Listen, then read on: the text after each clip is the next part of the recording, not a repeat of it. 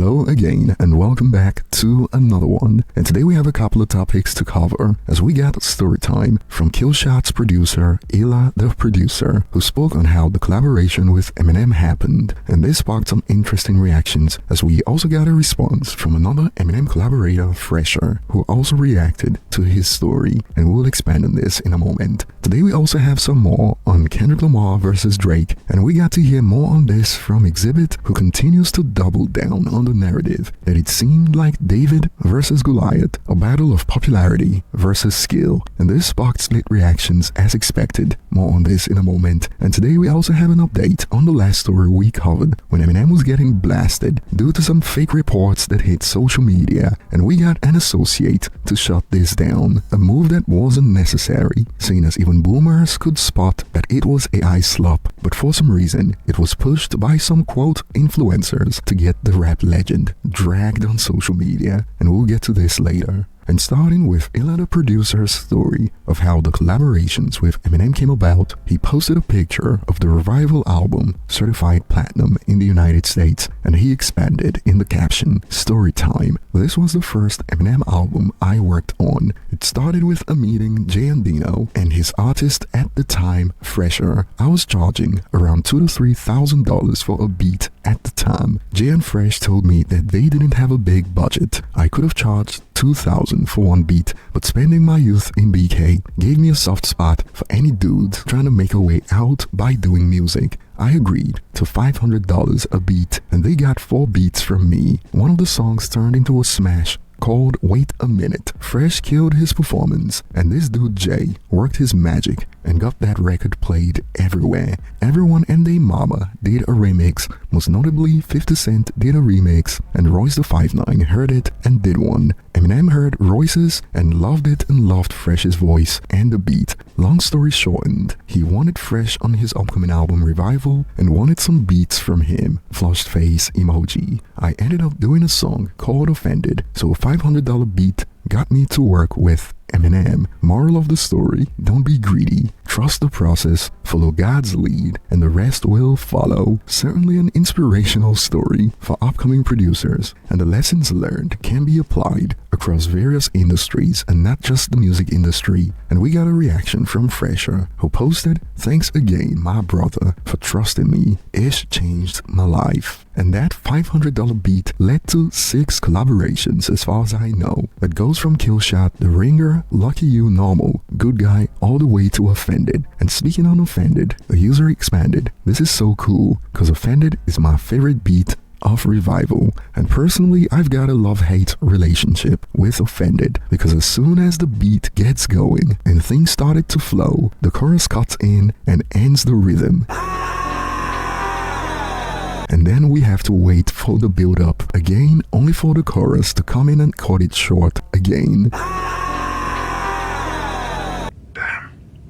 Hence the love-hate relationship. But over to you guys, what is your favorite beat produced by Illa the producer? Tell us below in the comment section. And moving on to the next point, we got Xzibit on the Johnny James podcast, who briefly spoke about the Kendrick Lamar versus Drake battle, and he maintains the David and Goliath narrative, the battle of popularity versus skills. Check out a snippet. Do you feel Kendrick versus Drake was the final catalyst to push it in that direction? Drake's been winning for fucking 15 years. We all know what Kendrick is and what he can fucking do. I think for the most part, people thought Drake was just gonna come out completely victorious and Meek Mill Kendrick. And that did not happen, bruh. David and Goliath. And the Super Bowl was the celebration at the funeral. Do you feel like that was a huge turning point in the future of this thing of ours? I think that was, you gotta be careful, because even from the days of gladiators, people love seeing blood. People love seeing people get punched in the face. It's like in our nature. So in our era, we lost Tupac, Biggie,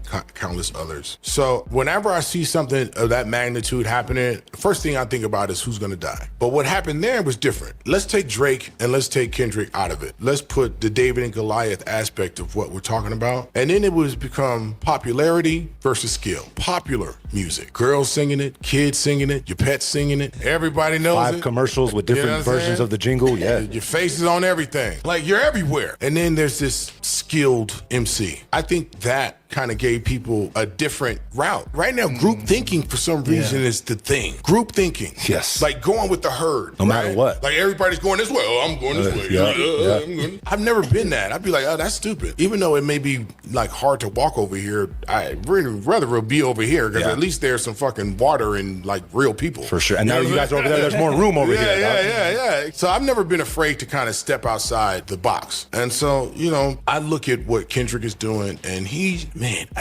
I feel like I said this before, but I feel like you don't pick a fight with somebody who really likes to fight. Yup. Like he punches himself in the face. Don't fight people who really like to fight. And so Kendrick really likes to fight. And in the environment that he comes from, he's the voice of a generation of very strong gang-related culture and roots that don't have the voice to articulate the way he can. That was what we saw. And it is crazy how both Drake fans and Kendrick fans accuse the other side of doing the same thing. As on one end in Kendrick's corner, a user expanded, he's right. One of them, instead of rapping, relies on Twitter bots, propaganda, and lawsuits, while on the other end, some find Xzibit's take to be ironic, saying going with the herd and groupthink in this context is freaking hilarious because Kendrick's victory lap was all groupthink, all going with the herd. People were just jumping on the Kendrick bandwagon. Give me a freaking break. And we got more on this note. That's crazy, cause the MFer that used the herd mentality to trick people into thinking he out-rapped the other was Kendrick. LOL. Stick to pimping rides. Xzibit. This ain't it. Yawning emoji.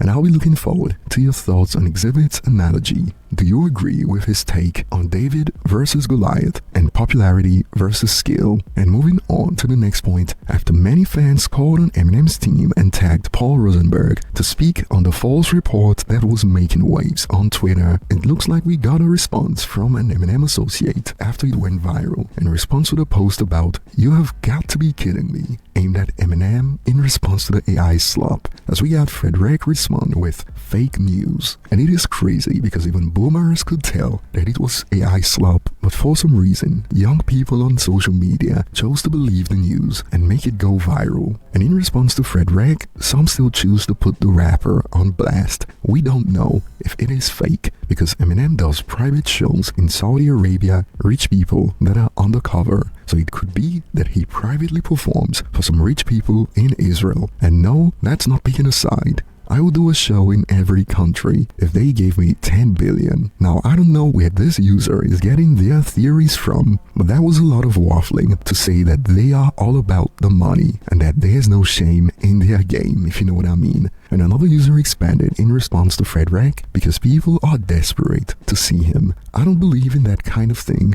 I usually wait until he posted on his official website, but a few weeks ago, I was looking at flights to Mumbai. A pretty well-made website for a tour was circulating online. And if I recall, this was about the reports a few weeks ago about a tour planned in Mumbai that turned out to be false. Although that was a little more believable than the AI slop that made waves a few hours ago. And before we end it, we got another example of a non-native English speaker speaking on how they are learning the language thanks to Eminem's music, as this made its way to Reddit a few hours ago. I finally understand. I'm from Austria and never paid much attention to English lyrics since I couldn't follow along anyway. However, in the last couple of weeks, I started being able to follow what is said and understand the context. This ish just blew my mind. Is that a miniskirt? If it is a maxi, that's the shortest thing for a dress. Cincinnati.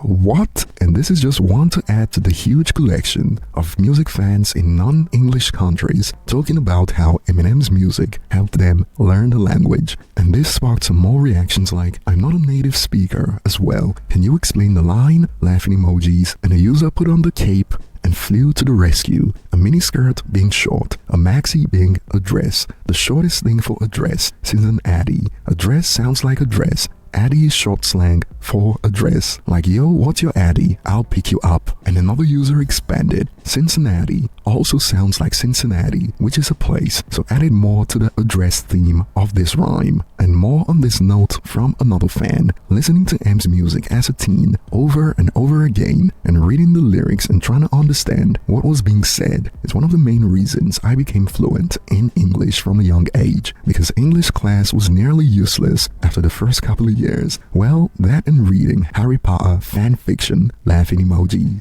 And we got a meme that pretty much represents this perfectly when it comes to fans in non-English speaking nations using M's music to become better in English. Look, red rose, white ceiling. No body, no casket, just blood spilling. Red rose, white ceiling. Red rose, white ceiling. Hey, red rose, white ceiling. I'm in the rapping mood. Anybody can rap. Anybody want to, challenge me? You got a lot of red on. It's gonna be hot, but I don't from the streets though, cause I ain't gonna get shot. You ain't have to come at me like that, man. You know what I'm saying? Now it's my turn. I ain't freestyling a minute. Let me see. Let's check it. Look, red rose, white ceiling. I'm in that red rose, white ceiling. We're gonna shoot you some topics. Yeah. You freestyle. Is that cool? I'll do what I can, man. Power 106. Your first topic is the Black Mamba, Kobe Bryant. Kobe Bryant. Yeah. Yeah. When I be rocking my Kobe's, I be in a red rose, white. It ain't me. Ain't me.